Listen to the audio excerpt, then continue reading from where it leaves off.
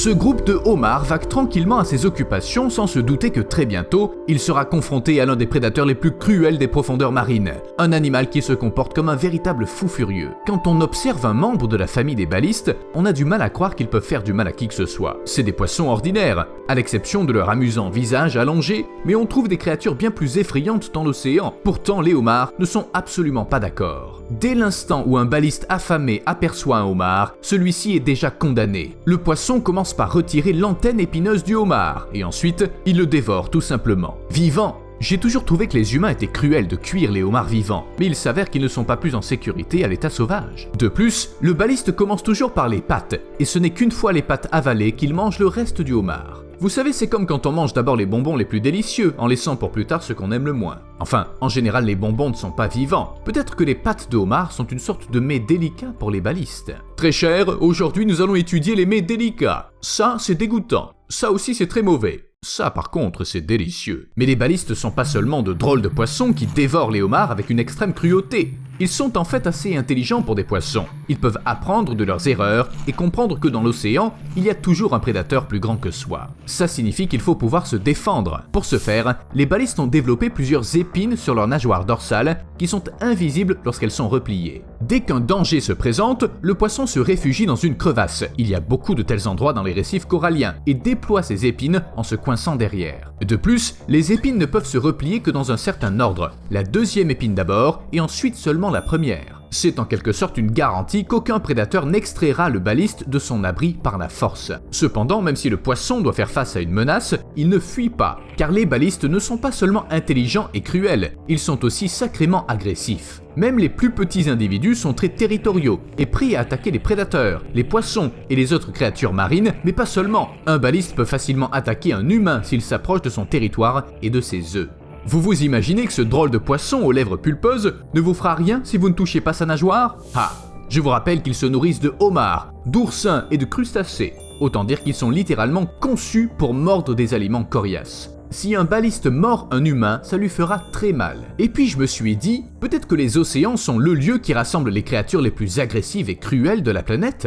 Peut-être que l'évolution les a mises là pour qu'elles n'interfèrent pas avec l'évolution des créatures terrestres? Il n'existe pas d'études précises à ce sujet, mais un constat. Les océans couvrent environ 70% de la surface de notre planète, et en 250 ans d'études, on a décrit que 242 500 espèces marines, alors qu'on connaît environ 2 millions d'espèces animales. Vous voyez où je veux en venir? On ne peut tout simplement pas savoir quels monstres effrayants se cachent des chercheurs dans les profondeurs. Des serpents zombies, des crabes maniaques, des dictateurs méduses? Pourquoi pas? En outre, même les espèces qu'on connaît déjà se comportent parfois de la manière la plus effrayante qui soit. Prenons l'exemple des étoiles de mer. Dans les films d'animation, elles sont généralement présentées comme inoffensives et drôles, mais dans la vie réelle, c'est une autre histoire. Tout d'abord, la plupart des étoiles de mer sont des prédateurs voraces. Et ensuite, la façon dont elles mangent ressemble à une scène de film d'horreur. Si une étoile de mer tombe sur une palourde, elle lui rampe dessus, se presse contre elle et arrache une partie de sa coquille. Ou bien elle l'ouvre de force, ce qui n'est guère agréable. Mais c'est même pas le pire. Les étoiles de mer existent sur notre planète depuis 450 millions d'années, et au cours de cette période, elles ont appris à chasser des proies dont la taille est plusieurs fois supérieure à celle de leur bouche. C'est facile, elles font simplement sortir leur estomac de leur corps. Mais comment diable elles ont inventé ça? Les étoiles de mer crachent en quelque sorte leur estomac pour qu'ils puissent digérer vive la palourde en dehors du corps. Plus tard, l'estomac et les proies partiellement digérées, qui ressemblent alors à de la soupe, sont ramenés à l'intérieur. Mais comment les étoiles de mer comprennent où se trouve leur proie, où elles se trouvent elles-mêmes et où elles doivent se déplacer? Facile, elles ont des yeux. Je suis sérieux, elles en ont vraiment. On pourrait dire qu'elles ont un œil au bout de chaque bras, bien qu'en fait, ce soit ce qu'on appelle des ocelles. Une ocelle peut compter de 80 à 200 omatidia, qui ne confèrent toutefois pas aux étoiles de mer une vue parfaite. L'image s'avère très grossière, environ 200 pixels selon l'espèce.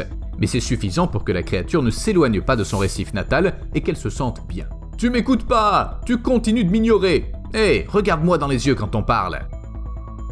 Dans lequel? Vous avez peut-être maintenant de la peine pour les palourdes chassées par les étoiles de mer. Surtout quand on sait que tout le monde les mange, y compris les humains et les oiseaux de mer. Mais ne vous inquiétez pas, les palourdes vivent également dans l'eau, ce qui signifie qu'elles aussi doivent être plutôt cool. D'ailleurs, elles ont appris à tuer des oiseaux. Les huîtriers, comme d'autres oiseaux de mer, sont souvent la victime des mollusques bivalves lorsqu'ils tentent de les manger. Tout se passe très vite. Un oiseau est sur le point de manger une palourde, il ouvre sa coquille et en un instant, la coquille se referme, brisant le bec et les pattes de l'oiseau. Ça peut prendre différentes formes, mais le résultat est à peu près toujours le même. L'oiseau se blesse gravement, voire se noie, car il ne peut pas voler chargé de la palourde. Quant à la palourde elle-même, elle va très bien, pas de problème. Hé, c'est l'heure du déjeuner!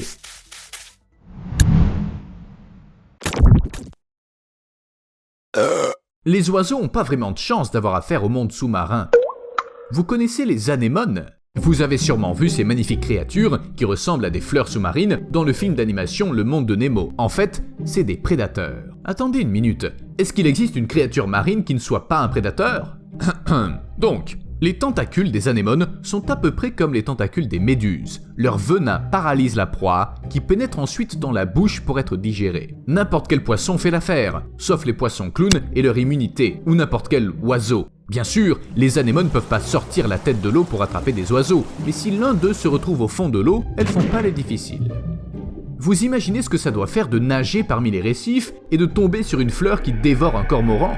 Bonjour l'angoisse. Vous voyez cette petite chose de rien du tout? Parfois, les poissons demoiselles atteignent 30 cm, mais même quand c'est pas le cas et que le poisson cesse de grandir autour de 7 cm, il se comporte toujours comme un fermier très en colère. Vous savez, quand quelqu'un pénètre sur ses terres pour voler ses récoltes, les poissons demoiselles défendent leur territoire contre quiconque, qu'il s'agisse d'un autre poisson ou d'un plongeur qui avait simplement décidé de les observer. Si on s'approche, on se fait mordre. Je reconnais qu'il est difficile de considérer une si petite créature comme dangereuse, mais les poissons demoiselles pensent être redoutables. Oh, la dangereuse créature marine. Attendez, si de nombreuses créatures marines sont bien plus redoutables qu'elles n'en ont l'air, ça veut dire que les homards ne sont pas que les innocentes victimes des balistes? En fait, ces crustacés sont de bien sales types. Très souvent, les homards ne peuvent tout simplement pas se supporter les uns les autres. Oui, ils migrent en large groupe, mais si on met un mâle et une femelle de taille équivalente dans le même aquarium, ils vont immédiatement se battre et essayer de s'entretuer. Sans parler des conflits entre mâles. S'ils se retrouvent dans un espace confiné, ils se battent entre eux pour savoir qui est le mâle dominant. Une fois le gagnant connu, il se met à martyriser les autres homards quotidiennement.